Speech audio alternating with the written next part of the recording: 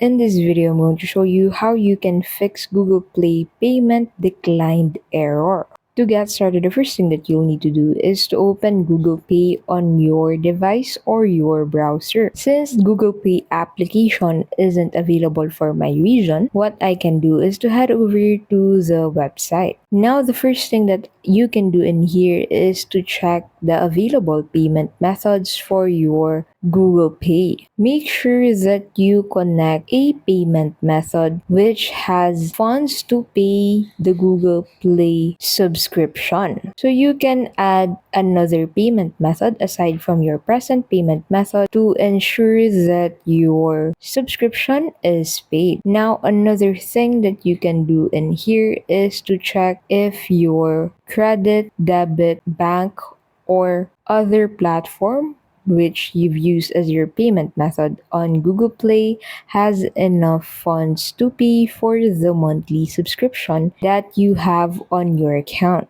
Declining payments on Google Pay only means that your payment method doesn't have sufficient funds to pay for the subscription that you have. Thank you so much for watching. I hope this guide helped you out. If it did, please don't forget to give this video a like and subscribe.